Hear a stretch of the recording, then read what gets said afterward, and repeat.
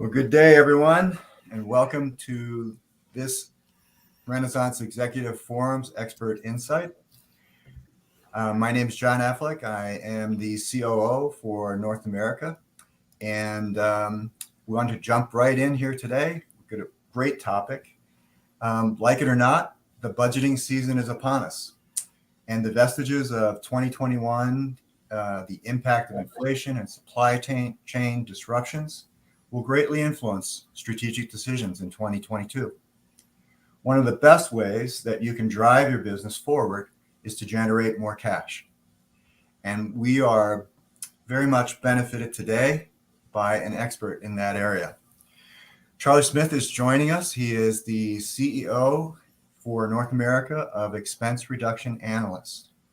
Charlie is a seasoned and accomplished executive who has direct executive leadership experience in leading supply chain, manufacturing, product development, engineering, real estate, and human resources companies in over 70 different countries, with most of those companies being 300 million or more in revenue. What Charlie is really bringing to us today is his expertise not only in supply chain management, but in cash flow operations and enterprise value stream. And he brings that on the platform of Six Sigma manufacturing. He's used this in many of these companies to drive operational improvement when companies were distressed. He's also helped introduce cash generating processes to rapidly expand companies. He just told me a wonderful story about Young Living Oil that went from, I think it was like 30 million to well over $1 billion in the last 2 decades, that he was a part of generating. And the last thing is, what I really believe Charlie can bring to the table for us is the capacity to transform, to bring game-changing continuous improvement that all of us need. Because as Marshall Goldsmith says, what got us to here is not enough to get us to there. So would you all really give Charlie Smith a very warm welcome? He's going to share with us a platform for how to approach price negotiation that gets that cash generation going. And while he's presenting, we want to, as always, invite you to put your comments or your Q&A or your questions into the comment section. We'll come back and answer those just a little bit later. So Charlie, welcome, and thank you for being with us today. It's good to be here. Thanks, John. I gotta remember to share with my wife my resume sometimes. It makes me sound so awesome. All right, let me have the fun of sharing my screen real quick, and see if it's gonna let me. I love doing this. I'm traveling, so it's nice to try to get this working correctly. So I'm gonna need your help on making sure that we're pulling up the right things. John, can you see my slides okay? Maybe if we advance the slide, Charlie. Yeah, but you are seeing my screen? Yes. You see my pretty face? All right. Well, thanks, John. I appreciate that. So you're going to be tempted, CEOs. You're going to be multitasking. You got emails to do. You got things that you're trying to accomplish. And I get it, believe me. ERA, expense reduction analysts, we're over 700 consultants in over 40 different countries. Charlie, let me interrupt for a second. I apologize. Yeah. The screen is more or less minimized right now, and I'm wondering if it's on your side. All I can see is my screen, yeah. So yeah. Let's make sure it's not minimized. But Hi, you Charlie. can see. Yeah. Just making sure that we're seeing your StreamYard screen right now. Make sure that you're sharing your PowerPoint slide, please. Yeah. So are you able to see any of that right now? No, I think you just stopped sharing. All right, let's try it again. We love technology. Let's try it again, guys. Of course. All right. And there it is now. How about that? Not yet. There, no, it was about to. I think there's a little delay. There we go. Perfect. Okay, we'll jump off now. Thank you, Charlie. All right. There you go. No problem. I appreciate the technical help. Since we've all had to deal with COVID and we've gone to video calls like this, we've learned about strange people wandering into the background of our videos and things like that. So anyway, what we're going to talk about today a little bit, like I said, if you're going to have like one of your earbuds in, you're just kind of trying to multitask, I get it. But one of the things we're going to talk about really, and I want you to focus on, we look at the unsexy stuff, that general ledger, right? That's those spreadsheets that you look at, you're trying to budget for next year. Maybe some of you are looking at, you got some difficult choices to make, right? You've got so much money you're putting into labor, your people, which is, of course, your most important resource that you have.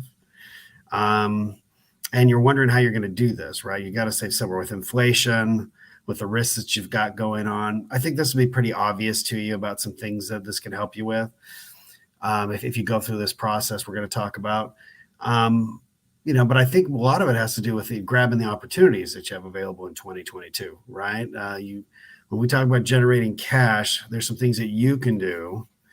And they're going to be, and I'm going to talk about very specifically, talking about 1 or 2 expenses that you have outside the people we're taking out, but 1 or 2 expenses that you have that will make a difference. And when I mean make a difference, depends on the size of your company. But if you're able to focus at the depth that we're going to talk about today on this 1 or 2 expense, that means tens of thousands of dollars to you, right, in 2022, or hundreds of thousands of dollars, right?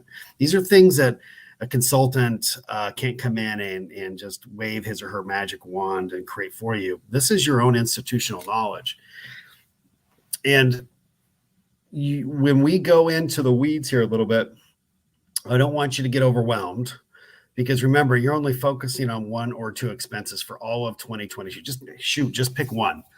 So if you were like a chair manufacturer, right, that one expense could be the wood for that wood chair, right, or stain for that wood chair, or if it's a service or product. This is crucial to your business. Okay, so if you can keep framing this, and I'll keep referring back to it, but if you follow all of the steps that we're going to talk about today, you're going to really maximize the opportunity. If you follow key points that you jot down, you're going to see some success, right? And I want to make sure that we hit some of these. We also need to talk about, because 2021 has been particularly insane, coming off of COVID 2020 from 2020, is supply chain. Right, we've got suppliers dropping us, right? Dropping you, long-term customers, right? If you did some things overseas, you saw what that did to you, right? Could almost wipe people out. So we're going to talk about that. How do you deal with inflation, right? How would you deal with inflation with negotiation, for instance, right? You're trying to do a better rate, but meanwhile the prices are going up. So we're going to talk about those things. So we're going to agree. We're going to pinky swear together that we're not going to get overwhelmed as I go way into the weeds in the processing. But I want you to just, take the high notes.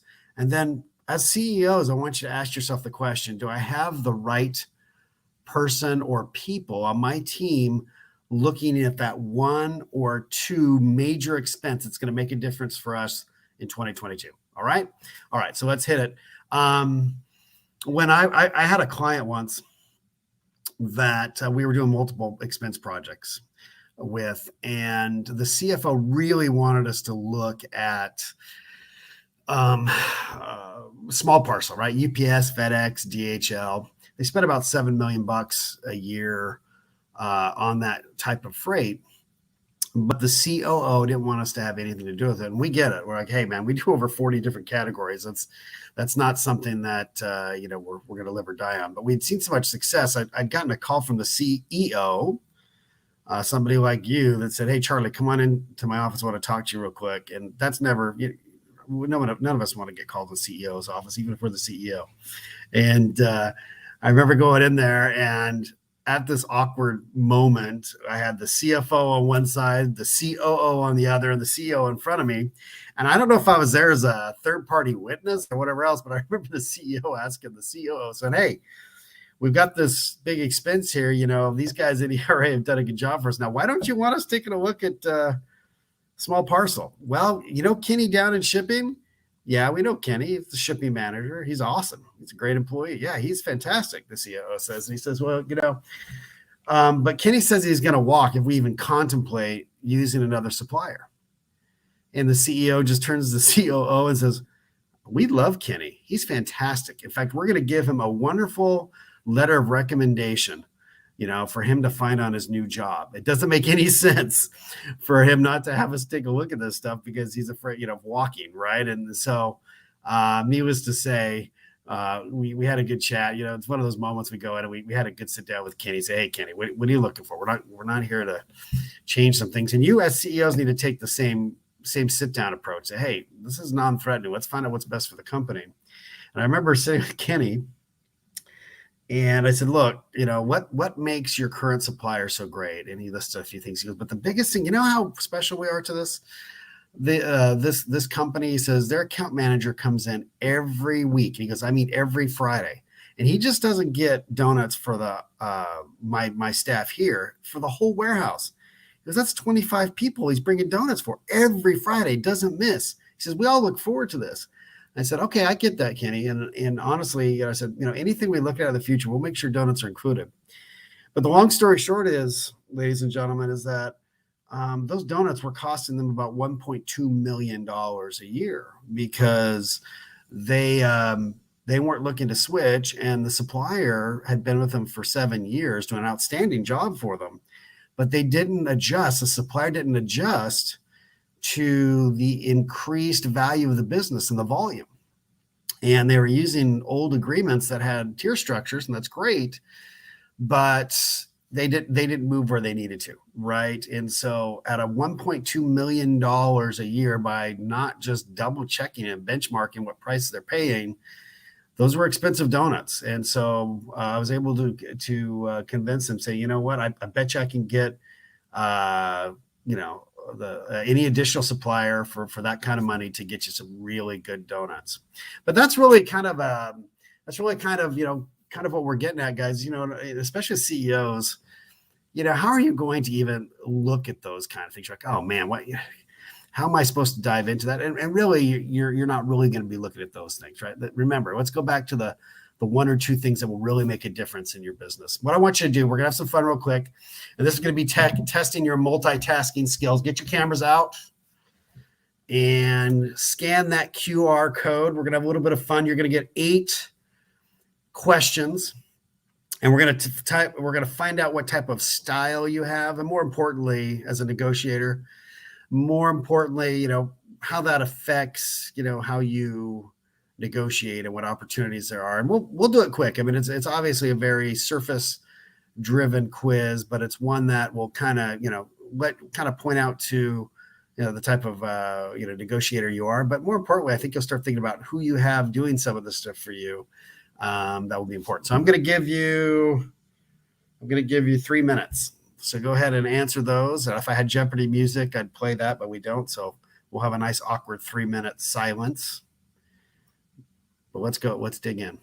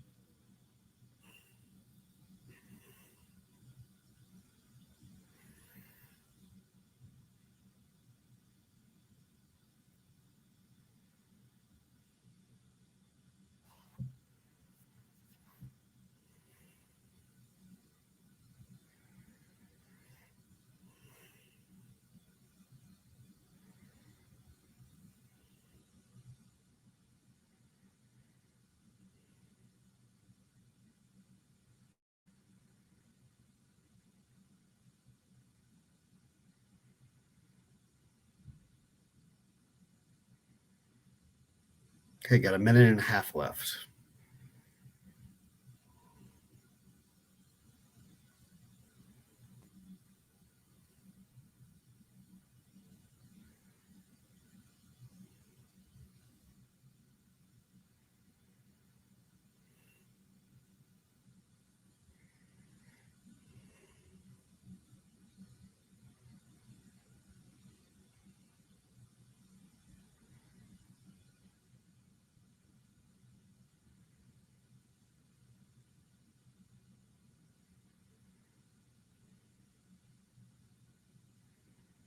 Thirty seconds.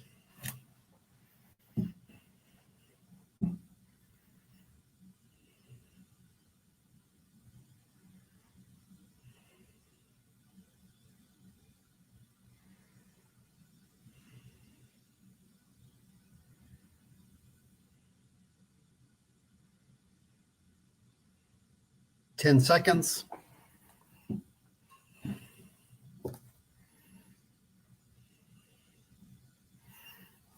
Okay. Well, good. You went through that exercise. That's great for some of you that are finishing up. Go ahead and do that. Let me talk. And at the end of the quiz, of course, you're getting a different, you'll get some feedback on what type of the 5 negotiating styles that you have. And you're probably nodding your head as you know this, right? competitive, a lot of CEOs, you are competitive folks, right? And, one of the things as we go through these, recognize that you may use these, this is the default mode that you have, but there's some things that you're just not going to be very competitive on simply because it's just not worth your time, right? But the competitive person is the one that in the strengths are going to be focused, like laser focused in on negotiations. Weaknesses are you may default to, hey, just go back and sharpen your pencil, right? Type of attitude. And you just got to be aware of that going into it, right? You're very strategic. You want to win. And frankly, I would say about probably 30% of you are this way. Collaborative. You probably of this group, another 30% are right here. Your relationship builders, right? You're worried about preserving the relationships as you're negotiating. It matters what the other party thinks of you. You're thinking long-term, but not typically at the sacrifice of a good deal, but you just are trying to find the win-win. All right. Compromising. You probably have people like this in your organizations. There's not very many CEOs at all that have this trait. And that basically is you're going to cave, right? You're going to cave quickly, right? Because you really are trying to find middle ground, but in reality, you're really finding ground where you're not feeling the conflict, right? The accommodator. I'm guilty of this one. The overthinker. Right. You end up, you are so creative and so forward thinking in your negotiation style that the solution you come up with is so beautiful in every aspect, but almost impossible to implement. Okay. Some of us, I'm guilty at that. I always get to check myself at that. And we're going to talk about this last one, which I'm sure none of you are. And it doesn't really, anybody that's going to go to something called the art and science of price negotiation, the avoider, you're not one of them. However, you need to be aware of this one, right? Because it shows up in a surprising place. It shows up in purchasing. You're thinking, how is that possible, right? If your job is to be a buyer or a senior buyer or a senior manager in purchasing or a procurement director, well, here's what happens. People who come in entry level at lower level buyers, many of them have an outstanding quality of processing purchasing orders. They are fantastic at it, right? They keep the paper or the digital stream flowing. And what happens is they end up getting promoted. And sometimes and not just sometimes, but often they get promoted to positions where they should be in a position to negotiate certain expenses or certain things that they're buying. And they don't like it. Right. It throws off their groove. So they're really just kind of accepting terms. And where this becomes a major problem for you, and some of you are probably nodding your head, you may even have somebody that's high level in your procurement that is really just taking whatever the proposal is from the suppliers, right? Simply because they do not want to deal with it at all. They don't like it at all. They just want the baseline price, trust them on it, and away you go. So that's just one of the things you need to be aware of. It's usually your star employees that were stars at a lower level, and you keep promoting them, and they just don't have the skills necessary, even the desire to be able to actually negotiate in a reasonable way. All right. So let's talk then about what type of style is best for negotiating price. Now, obviously, avoiding is not one of the ones you're going to want to have, but most of the ones we talked about, are fine for negotiating price. Not, we're not just talking about, regular negotiations. We're talking about price in particular. And as long as you're not a total jerk, it's very tough for you to sabotage it, right? So what we're going to talk then is about the systematizing of what process you need to go through in order to, work with your negotiation style. And where that will come to play is in the art side of it. But a lot of what we're going to talk about is the science side of it, right? The hard data. And both of them come into play very strongly. So think about your style versus how you'd approach it, in particular, the art side. Now, again, I don't want you to get overwhelmed. I'll probably keep repeating it. Think of that one or two major expenses for 2022 that you really need to take a look at. And just like, hey, I know that we spend a lot there. I'm not sure we know if that's even a decent terms, right? We think that we have good terms. We think we've got a good situation, but you just don't know, right? All right. So knowledge is power. You know this. So what's the big factor? It's knowledge. Well, you guys know this because when you go to buy a car today, is there any chance in the world with any sort of internet knowledge that you've got that you're going to get screwed on buying a new car? You're just not, right? I mean, because the apps that are available today is you can know not only how much a car should cost with all the options you want, the paint style that you want. You can know where it's located. And guess what? You know how much that car sold with all those options in your zip code last week, right? So what's happened? What's happened to the dealers? Well, the dealers don't make money off cars anymore, right? They're making it off the financing. Remember when cash was king? It's not king at a dealership anymore, right? They want you to finance, even if it's for 6 months, because they get a kickback from the credit union or their own finance company that really makes up that margin that they used to get on the margin on the car. And that's how they sell it below, right? And all the add-ons. And again, we're not talking about undercarriage spray protected anymore, right? I mean, the knowledge makes it the whole car buying experience totally different. And even on used cars, think what Carfax has done, right? For lemons and things like that. So think about if you had that kind of knowledge going into that major expense that we're talking about for you and your company, right? It's that major expense that only you guys should be able to work out, right? So how do you get that same knowledge, right? And that's what we're going to talk about. How do you get that knowledge? All right. You ready? Let's do it.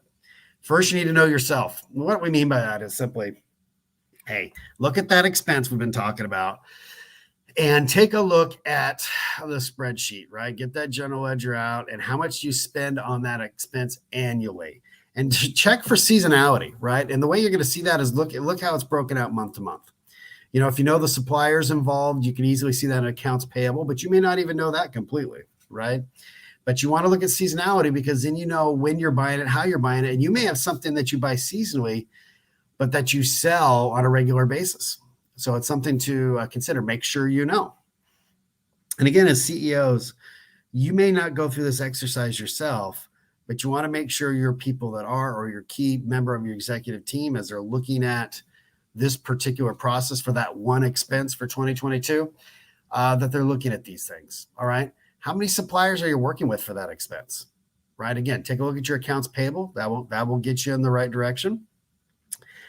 And now you're going to have to start, there's a lot of that stuff that's pretty easy now, but then you can ask, how good are your suppliers? Okay. Now, who are you going to ask this from, right? You're going to ask the people that are using that product or service, right? If you're going to ask Kenny, the shipping manager, how good that supplier was, he'd give you a thumbs up, right? I mean, everything's on time. Everything was delivered. They had great schedules, and they brought donuts. Great. That's a good win. How is that service or product? A lot of times, especially where it's a major expense of yours, you've got a CEO, you probably with a supplier or suppliers, you probably have a decent relationship with them if they're one of your major expenses like that. And so you might be able to answer that, but go ahead and ask the people in your organization that are actually, dealing with the suppliers. All right. That service or product. What is your supplier risk? Well, I think you can probably answer that better than most these days because you just need to understand is, look, do you have one supplier? Is that supplier outside the U.S.? Is that supplier dependent on anything coming from the U.S.? You need to go through this matrix of where the service or product is coming from. Are you a big fish in a small pond, or you're a small fish in a big pond, right? Something you need to know. And then where you really need to kind of get an idea and where you really start doing the work is you're taking a look at your supplier terms, the actual agreements. Now, why is that so critical? Why would you do that? Can you imagine doing that for all your expenses? Remember, you're picking the one that's going to make a difference for you in 2022, right? It's a high dollar amount for you. It's a big percentage of your expenses. So this is where you're going to start getting your knowledge, right? Especially at multiple suppliers. You go through the terms, you're going to find out what's important to them, right? And what's important to you and what makes this holistic approach go with your pricing. Why that matters is you'll find all sorts of gems in there. Now, here's the challenge. The chance of you finding your supplier agreement is low if you're like most companies, right? Guess who has your supplier terms typically? Your supplier. right? Your purchasing folks don't have it. Your legal counsel doesn't have it. And so sometimes you just need to go back to the suppliers and just ask them, hey, can we take a look at the agreement? I've lost my copy, whatever you need to do. But you can't really go much beyond that because the supplier terms are going to tell you a few things, right? In particular, look at your surcharges. And this is how you're going to know, what kind of things are important to them, right?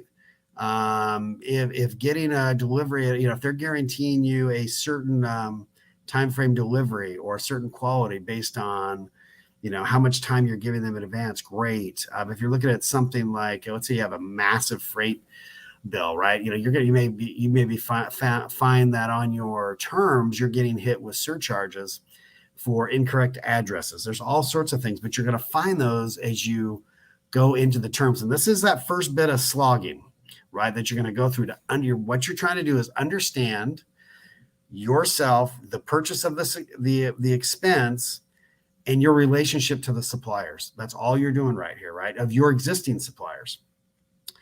And how do you find out, what kind of priority you are, right? Well, look at the type of account manager you have. That's first and foremost, right? Do you have a executive vice president, or you're dealing with the CEO of a supplier, or you're dealing with an account manager, right? And a lot of it, if they're a national or international firm, and sometimes you can just ask them, right? What percentage are we in your top 10, top 50% here locally, regionally, nationally?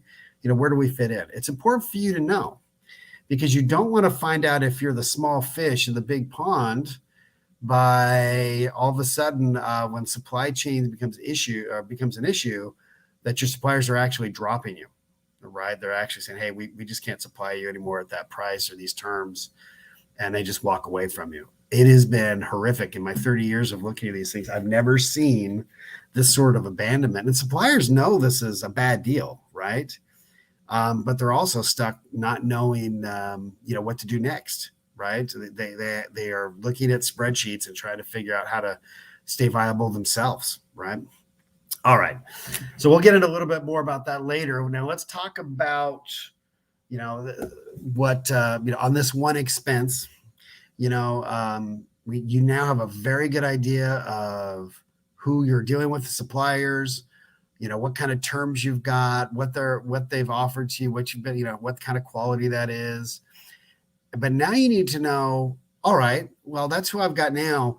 Who are the people, who are the companies out there that are actually players in this game, right? And a lot of times we don't really go that far, right? We'll take a look at 2 or 3. We have this, I call it the evil rule of thumb, right? Let's get at least 3 bids or something like that, right? Well, when you're dealing with one of your major expenses at your company, that is not the way to go. You better know all the players. Remember, this is one of your crazy valuable expenses, one of your direct expenses to you. So, that rule of thumb works great if you're buying pens or pencils or something like that, from Office Depot, but it does not work when you're trying to do something that has such a major impact on your business, right? So you need to know who the players are. And how would you do that, right? You're going to want to find out and make a list, local, regional, national, and global potential players or players in the business, right? And in the field that you're in, right? In this product or service. And you make a list, and sometimes that list can be quite long. But when we talk about what we're trying to do is talk about maximizing, the cash that you're going to generate in 2022, you're going to have to go through this process, right? All right. So let's see how you do it. How would you do that first? Well, gosh, guys, even us great experts, people that know, we're going to Google the heck out of it, right? We're going to try to find out, hey, who are the suppliers out there? Right, we're going to go all the way out to Alibaba in China and all the way down locally to the local mom and pop shop, right? And you go through that process, and everybody here would know how to do that. But you're also, and this is why you send your buyers out to these purchasing conferences or industry conferences, because they're going to network. Now, there's typically a lot of suppliers in these conferences, but what you're also doing is you're networking with other people that have similar buying needs to you, right? So that's going to be a key component of it, trade and associations. And then you just do regular networking events, right? Look, if you are in Texas, and you're a small manufacturer, well, you probably should belong to the Texas Association of Manufacturing, right? Or the San Antonio Association of Manufacturing, or there's literally hundreds of associations. Now, do you belong to all of them? No. But remember, we're talking about your number one expense you're looking at in 2022. You want to get a good feel of, hey, how am I going to know and find these players, right? What are we doing now? Right. And not everybody, in fact, very few people like to go out and network that way. But if you go in with a purpose, you're actually going to find out some key information. All right. So here's one that may blow your mind, but is very, very effective. And they're not sharing IP or anything like that. But what you do is you use that wonderful thing called LinkedIn. You've got colleagues at even competitors or competitive industries. And hey, take them to lunch, make a connection on LinkedIn, and just share war stories. You're not sharing any of your IP, right? But just talk about, hey, you know what? I've got this thing here. I'm trying to buy this wood. Have you guys been running a shortage out of Oregon with that stuff? And it's just normal. You would just be surprised at how much information you'll get just by reaching outside of your own circle, right? Now, and again, would you do this for all your expenses? No.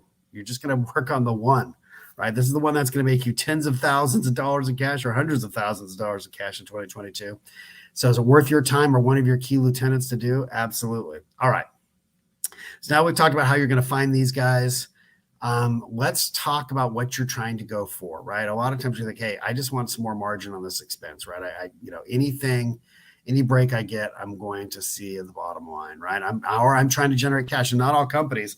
I know I've got some of you CEOs out there that, frankly, I don't need any more cash, right? In fact, I've got too much cash, right? We need to be able to invest that in some other things, so that may not be a priority for you. But something like reducing your inventory is, right? You're looking at a capital expense of expanding, like a distribution or warehouse. I remember going into a company that, they had a lot of cash, and they had a lot of cash burning up in their warehouses, right? And they were so fearful of stocking out of any one little thing, and they had over 3,000 line item products, that they just kept building on massive warehouses to everything, right? So I know that's not what you're about, but you got to make sure that, hey, am I trying to get this product or service in such a way that my inventory, we're not carrying so much, we're able to cash flow better. Are you trying to come up with a way to come up with a better delivery model, right? And it goes to the other point of inventory reduction, right? I'm not talking about just in time. I'm just talking about a reasonable level of delivery where you're not going up and down in your service to your clients or customers. And then, of course, risk mitigation. That may be the biggest thing for you, especially now where it's like, hey, I need to know everybody involved. I need to know where to get this, because frankly, if this expense, this line item, all of a sudden I can't pay it because it doesn't exist, I may go under. That's one of the reasons that it's a good expense for you to look at in 2022, right? So you can see all these things: risk mitigation, delivery, cash, margin. These are all things that you need to look at, but kind of list them in your own weighted way, right? Take a look and say, hey, what, actually price and margin is by far the most important. And if that's the case, then you're going to probably take advantage of, the 2% discount they offer you if you pay within 30 days. If cash is most important to you, you say, forget the discount, right? I just want my cash. So anyways, there's just different ways you're going to look at it, but you need to go through the process yourself to find out, hey, what matters to us? What are we really looking for here? All right.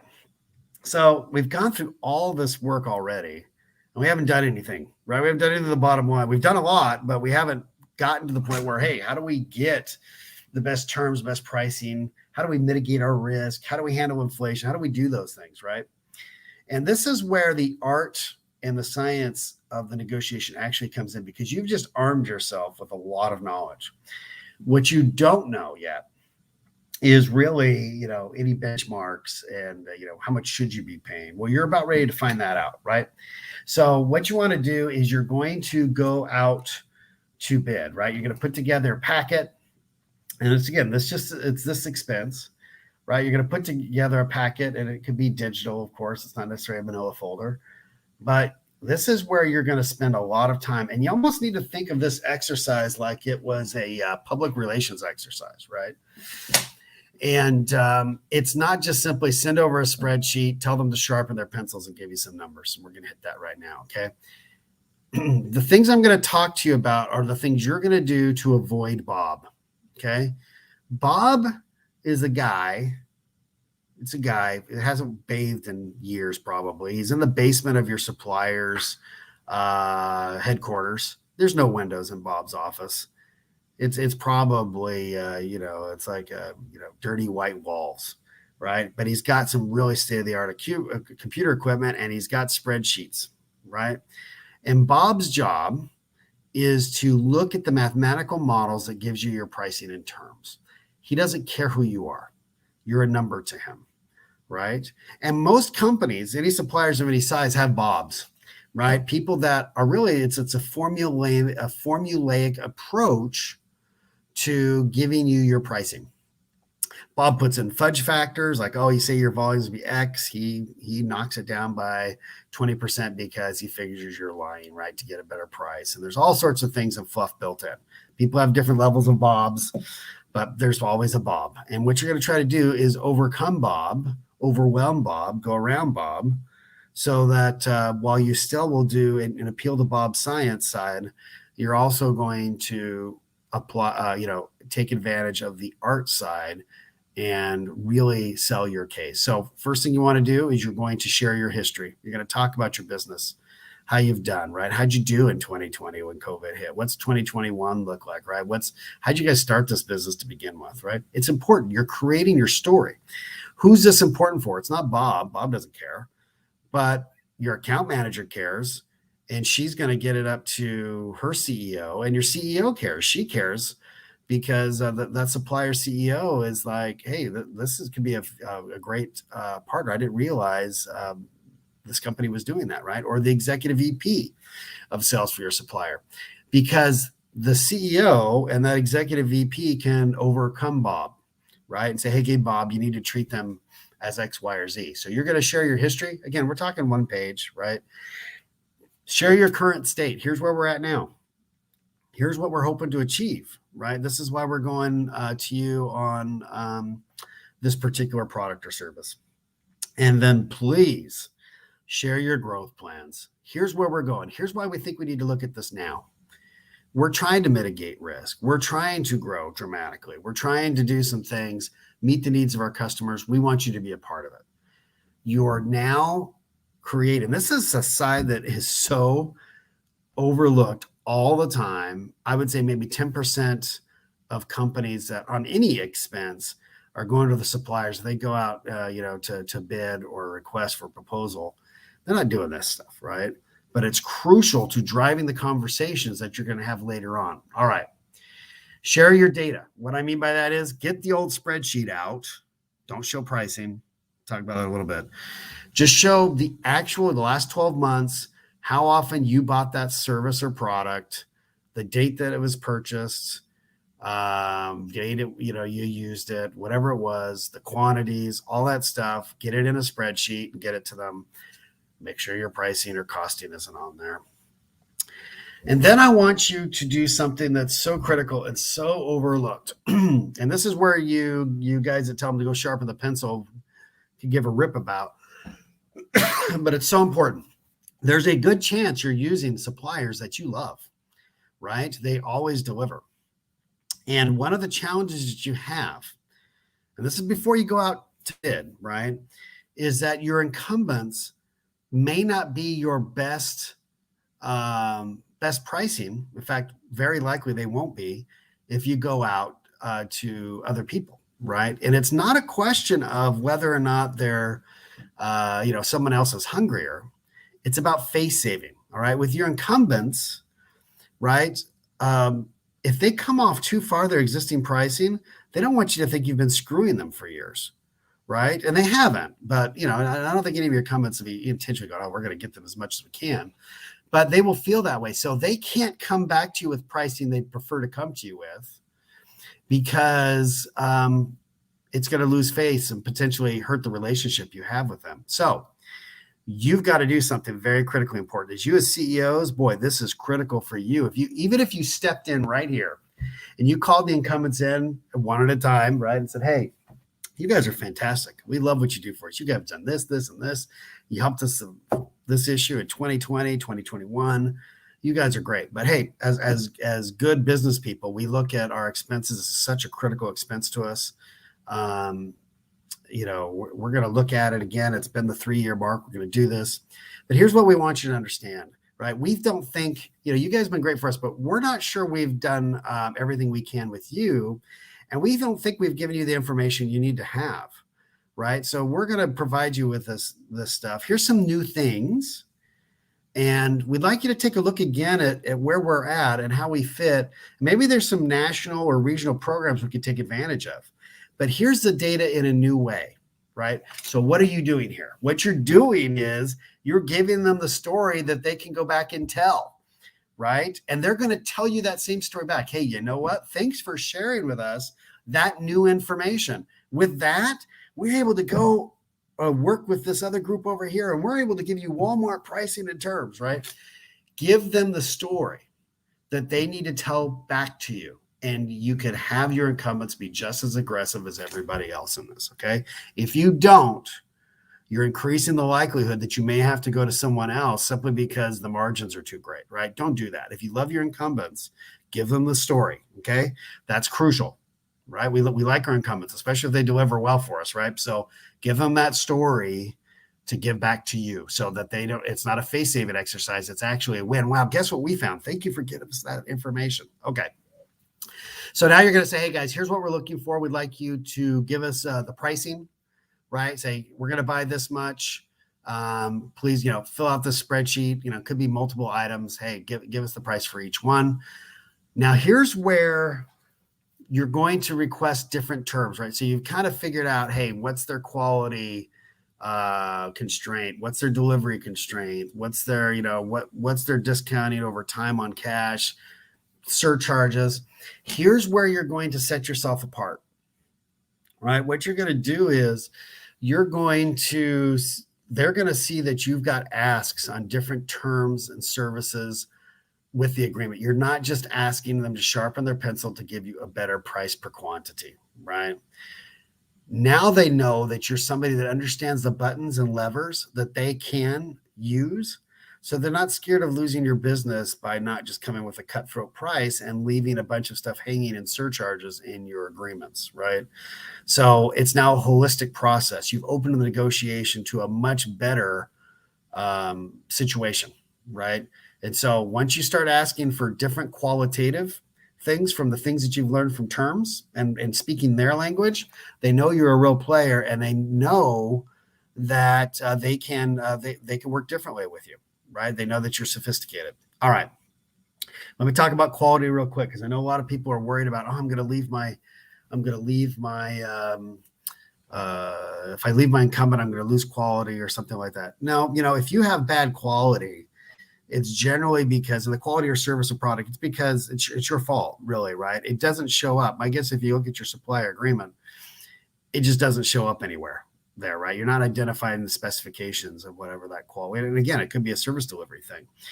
And the reason why that happens, this, guys, if you launch a product or service, a lot of times you work with a key supplier to help you develop that, right? And I was working with a client once that they had this sexy box, right? It's very appealing to, it's a B2C product. Very sexy. It looks awesome, right? Everything on the outside checks all the boxes. I guess pun intended. But what they were doing is, I remember they had there was a piece of dual side printed multicolor piece of corrugate on the bottom of the sexy box that nobody would even see or even would throw away. And I remember looking at that and go, man, that's an expensive piece of corrugate. And come to find out, they didn't need a 7mm dual or multicolor piece of, paper there, right? What they needed was about 2 mil, and they needed, it to be black, and it doesn't need to be gloss because It had nothing to do with the overall packaging design, right? It was more of a protector. And so, that saved them 85% on that one expense, which is a pretty hefty expense as a part of this overall packaging. So just make sure you're kind of looking at, hey, remember, you're just talking about this one expense. This is something that matters to you. Remember, as you're getting overwhelmed, thinking, oh my gosh, I need to do all these things. No, just focus on the one you're going to work in 2022. Make sure you understand the quality specs. Make sure you understand delivery. Ask this question of the supplier, because the suppliers, they're going to ask you, okay, how often you want this delivered? We want it delivered Tuesday and Thursday. Great. Flip the tables and say, we would like this delivered Tuesday and Thursday. And when you go to bid with them, you're going to say, but which times would be preferable for you, right? I was working with a client a couple of years ago that they had asked this question. The supplier said, gosh, we never have been asked that question before. And so they went to work. They came back a week later and said, we ship down to your county. We send a truck down every Wednesday. It's half full, but it's to a bigger client than you guys are. If you're willing to take shipments every Wednesday instead of Tuesday and Thursday, we can make that free on board to you, right? Because we're already sending the truck down, so we can make it free. And so they saw significant savings just by asking the question of, hey, when's a good time for you guys to deliver, right? Is there any value we can put to that? And the other thing is make sure you get your volume right, okay? So what I mean by that is, if you know you're going to have 2 or 3 suppliers, right, to mitigate risk, right, you just need to tell them up front, hey, look, 60% is going to go to the number one supplier. 30% is going to go to number 2. 10% is going to go to number 3. And if you're clear that way, they know that's happening anyways. And Bob's going to be putting that in his fudge factor on pricing down in the basement, right? So take that out, because this is what happens. Almost guarantee it to happen every time to you. If you do that, they'll come back to you. We'll say, hey, look, we understand you need to break it up for risk mitigation. But if you give us 80% and split the others 10 and 10, we'll give you as if we were doing more than 100%, right? Because they want to grab more of that share. Here's their time to grab it. So they're going to incentivize that way. So instead of Bob putting in a fudge factor, they're actually waiving the fudge factor themselves. Say, hey, let's get after this business. Let's get as much as we can, right? So just be honest with them. Don't say, here's our volume and it's all available to you if you plan on cutting it, right? Because my guess is they're going to come with tiered structures to you to account for that. And the more upfront you are, the more competitive they'll be, because they're going to just want more market share. Okay. Now, I put this slide in here, guys, because it happens so frequently, especially as I deal with executives who are going after this one expense, right? This expense is important enough. It's part of your board meeting. Like, you're asking the questions. What happens is when you've just sent this out to bid in the proposal, but this is, as you're dealing with people, they've got questions and they're really going to work hard for you on this. And you'll see a request come to your email, or whoever on your team is looking at it. And they'll say, hey, can you give us this bit of information? You send it down to Jim, down in purchasing. Jim is awesome. He is very helpful. So he's just going to send them a spreadsheet for stuff that they didn't even ask for, right? Including pricing, right? Pricing leaks out in this way. If you don't have a single control point, pricing will get out. Now, what happens to your suppliers, your incumbents? They're like, holy crap, my pricing is out there to everybody, right? That's a major fiduciary breach, right? And if you're not an incumbent, you're like, oh my gosh, our pricing is going to be out there, right? So you've taken, and a lot of times you'll just have people pull out, right? And it's just because somebody got overzealous and gave them a whole bunch more data than they wanted to, including pricing. So make sure you lock that down. All right, when you implement it, you've got those 2 or 3 suppliers. This is a massive expense for you guys. You're going to see and can predict what your savings are going to be. More importantly, what your cash you're going to generate. Make sure you go to all the people that have touch points with the supplier. Make sure everybody knows, because you have people that will try to sabotage it because they don't get their donuts, or they like working with so-and-so, or they don't like the way the purchase orders come in, or whatever it is. Make sure you do that last step, because, and people will sabotage it unintentionally, right? You just need to make sure you drive it all the way through. Okay, so you've done all that. make sure you make a partner out of a winner or winners. And what I mean, CEOs, is that remember, we talked about how big this expense is to you. You've done a heck of a lot of work on this. This type of expense, the supplier relationship of the service or product, is important enough to you. You may do a quarterly review of them and take the supplier out to lunch yourself to ask how they're doing, how we're doing, right? It's a relationship that you want to have. When things go south, like they will and like they have, that there's no way they're going to pull the plug on you guys because of the relationships you've built, okay? So make a partner out of that winner. And even if they're an existing incumbent, say, hey, this is such a critical, key strategic expense for us that this is going to be worth my time as CEO, right? And I think that's a very important thing to look at. All right, you've picked that one thing. Maybe there's two. One of the things I worry about when I share this sort of thing with everybody is that, again, about a tenth of the way through, you start getting overwhelmed. But if you think about it from the one thing, pick the next thing. And that could be what's for 2023. Just work on this at a high level in 2022 and then work the next thing on 2023. But what you can do is make sure your procurement department is following these steps on a list of things that only you guys are good at, right? But these big ones are the ones that you and an executive or executive team should be looking at. All right. Let me talk briefly, like really, really briefly, before I answer any questions, let's talk about inflation. So inflation is difficult, right? How do you deal with that? How do you know if you're receiving savings? So think about it. You may find you're doing risk mitigation with just to survive with this major expense, right? It's going up. How do you know the negotiation that you're doing is really going to have a difference? Because at the end of the day, you're still seeing your expenses go up or stay the same, even though you negotiated something, So what you really need to get involved with, and that helps when we talk about, going to association events and things like that.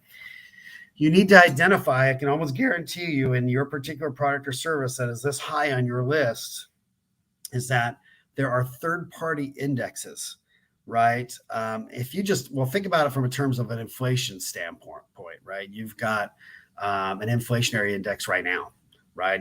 From the U.S. national statistics, you could peg your pricing to an inflationary index for that particular product or service, or at the very least, the national one, so that your pricing margin is tied to that inflationary index. So if inflation starts to go down, your price goes down. If it goes up, it goes up only in relationship to that index. And in both cases, you have a threshold, right? I mean, look, we're not even going to talk about this until it swings 1% either way. So then you have a dynamic price index that allows you to hedge a little bit, right? And will also help you to understand is, hey, you know what, we would have been paying X amount of dollars if we would have stayed in our current form. Now, the other thing that this does for you, it mitigates your risk, right? Your big risk of being dropped, right? I mean, where we've seen even larger customers and clients that get dropped because they have an agreement that's not dynamic and inflation just blew by all those. So they'd rather destroy the relationship. The supplier would rather destroy the relationship than be held to that agreement. They'd say, you know what, we're out. We can't do it, right? And it's not like they're playing hardball with you. It's just like they can't lose money, right? So if you tie it to something like that, that's great. So think about things like even boxes or packaging or things like that. Well, there's a corrugate index. There's two or three different indexes that are similar, third party, that both supplier and you can agree to. Okay, so that's critical. So if it's a critical component, make sure that it's tied to an index in your pricing, and you can ask for that. And by the way, I wouldn't do any negotiated deal without something tied to a pricing index, even though it's not a traditional commodity. Okay, so what do you do then if you are a very small fish in a very large ocean? Okay, this is where that fluffy stuff comes in. Look, I'm a spreadsheet analytical guy, right? But I'm telling you, go fluffy, right? You are a CEO, you schmooze the heck out of them as if they were a customer, right? You want to invite the executive VP or you want to invite the CEO to come down to see your little place, or you want to go golfing with your account rep's boss, right? You're just going to mitigate your risk in a place where you're dealing with monopoly or duopoly, where you are going to put the relationship at great priority to you as CEO, right? And that's if this is such a critical expense, right? And that's something you need to think about. All right, so what I'll do before I answer any questions, and I'm happy to answer questions, is if you need to take a look at what kind of things are important to you, like, hey, how would I identify that top expense? That's something we can help you with. If you're part of the CEO, you're part of REF, just go to your group leader. We actually will take a look at your general ledger and give you a dashboard of things. It's not going to cost you anything, but you can go and take a look at what things are most important to you. We'll point those things out, things that only you can do, and maybe some things we can help you with as well. That's it. Awesome, Charlie. That's a wonderful offer for our membership because, I think you've lined it out really well systematically, how to approach it. But there are folks who may not have the time or don't feel like they have the expertise, and to take advantage of that assessment would really give them that data to sit down and do their thing and get that more favorable pricing. Hey, I just want to ask you real quick. I think one of the things that comes up is many times there's just one supplier. And I'm wondering, if that's really in the best interest of an organization to have one major supplier, or what's the thinking on, do we cut more risk by having multiple suppliers, or how does that work? Yeah, because sometimes, John, you could actually introduce more risk by having more suppliers. And this particularly is true in particular raw materials, right? Things that come in that really need a certain quality standard. It's something you just need to look at. All I'm saying is, if you're going to do that, if you're going to have one supplier, just make sure you have an incredible relationship with them. You need to go above and beyond. And so maybe one of the first things you ask your procurement team to do as a CEO is that you say, hey, where do we have just a single source supplier, right? And but you need to make that decision of, hey, does it make sense for us to have two or three? It's okay to have one. You just need to make sure you're careful with the risk, right? You need to mitigate and make a strategic decision to have a single source. Yeah. So I know, in particular, I was talking with one of our members here in Denver, and one of the ways that they're trying to mitigate, I guess, inflation and the dual whammy of the supply chain interruptions is they're often taking more inventory on now at a lower price. And I'm wondering, I don't want to make it too broad a question, but what are your thoughts? Yes, they're minimizing the impact of pricing and making sure that they have product, but sometimes they're taking product in a different color than what they normally sell as well. Sure. Well, let's go back. I call it the toilet paper Costco model, right? Okay. I mean, John, you could buy toilet paper, real soft quality toilet paper at a pallets level for cheaper per sheet, right? I mean, cheaper per roll, right? How long is it going to take you to get through those rolls, right? It's going to take a long time, right? So if you're cash heavy, great. Take advantage of that, right? Understand you're going to take on inventory carrying costs and things like that. But generally speaking, that's not a way to go. I would have said that in almost every case until we had supply chain, right? Nowadays, you would do that simply because you're more afraid that you're going to run out of toilet paper. You need to say, look, I need to, if I get a shipment every month, I need to make sure I at least have 3 months worth on hand, right? It's that old question, right? But I never buy for volume discounts on its own merits, right? It's always about, am I trying to hedge versus supply chain disruption, right? So that's the question. But I wouldn't, I just wouldn't recommend going through 5 years worth for that pallet of toilet paper, John, to save 10 cents a roll, right? Yeah. Well, awesome. You've given us a very, comprehensive view of how to approach this very, very, in some ways, delicate dance, and given us some pragmatic ways to make sure we're taking all the things that really need to be viewed into consideration and applying them. And I thank you. We've also thank you for the generous offer for the members to be able to get a bigger picture on that data. And we look forward to bringing you back for a deeper dive in many of these other topics. Thanks. Good luck, CEOs. This is a wild world out there. All of our experience goes out the window on the stuff that you're dealing with, the stuff that we're dealing with as CEOs. So I wish you well. And happy holidays to you, Charlie, and to all our members and guests. Thank you.